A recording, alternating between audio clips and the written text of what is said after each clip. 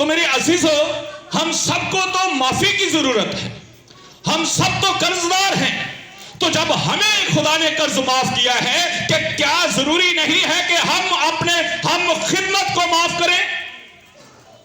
جب آپ مقدس متی کی انجیل اس کا 18واں باب پڑھیں گے تو وہاں پر لکھا ہے کہ ایک قرضدار خدا کے سامنے، مالک کے سامنے حاضر کیا گیا اور اس پر 10,000 توڑے قرض تھا. تو جب اس مالک نے اسے بلایا تو وہ نوکر اس کی منت کرنے لگا اور کیا کہنے لگا کہ مالک مجھے تھوڑی مہلت دے دے، میں تیرا سارا قرض جو ہے وہ ادا کر دوں گا. اور اس کے سامنے گرا، اس کے سامنے التجا کی. مالک بڑا رحم دل تھا، مالک بڑا ترس کھانے والا تھا. اس نے اس کا سارا قرض بخش دیا. وجہ کیا ہوئی؟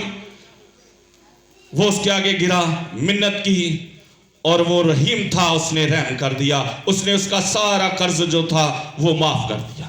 اب ہوا کیا کہ اس ہم خدمت کا ایک اور دوست تھا جس پر اس کے چند دینار یعنی 100 دینار آتے تھے. تو اس نے کیا کیا؟ جاتے ہی اس شخص کا گلا گھونٹا، اسے پکڑا، اسے ذلیل کرنا شروع کیا، اسے عدالت جیسے کرتے ہیں لوگ عدالت کرنا شروع کر دی اور کہا کہ جو کچھ میرا آتا ہے ابھی ادا کر دے ورنہ میں تجھے قید میں ڈال دوں گا. اس نے بھی اسی طرح اس کی منت کی، اس سے التجا کی، مگر اس نے اپنا دل سخت کر لیا.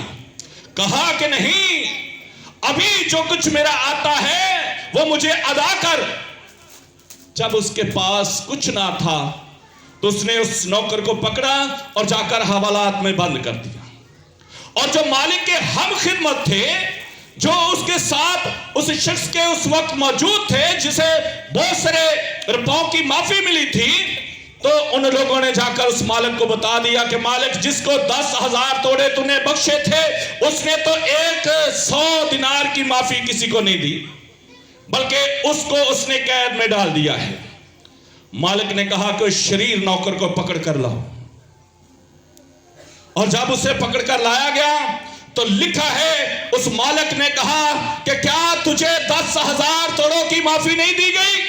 جب تو نے میرے آگے جھک کر میری منت کی، فریاد کی، میں نے ترس کھا کر تیرا سارا قرض جو تھا وہ بخش دیا. تجھے لازم نہ تھا کہ تو اس کو بھی بخش دیتا؟ تب اس نوکر کی زبان بند ہو گئی، کچھ نہ بول سکا. مالک نے کہا کہ اس کے بھی ہاتھ پاؤں باندھو اور اسے بھی قید میں ڈال دو، جب تک یہ کوڑی کوڑی ادا نہ کرے یہ یہاں سے ہرگز نہ جو ہے چھوٹے گا. تو میرے عزیزو، آج مسیح کا فرمان سن لے کہ خلاصی دو تو تمہیں بھی خلاصی جو ہے وہ مل جائے گی. معاف کر دو کسی کو تاکہ تمہیں بھی معاف کیا جائے. اور اگر تم آدمیوں کے قصور معاف نہیں کرو گے تو تمہارا آسمانی باپ جو ہے، جو آسمان پر ہے، وہ بھی تمہارے قصور معاف نہیں کرے گا. فیصلہ آپ نے کرنا ہے، آپ نے کسی کو خلاصی دینی ہے یا نہیں دینی ہے. مگر جب آپ خلاصی نہیں دیں گے تو خود بھی خلاصی کے حقدار جو ہے وہ نہیں ٹھہریں گے.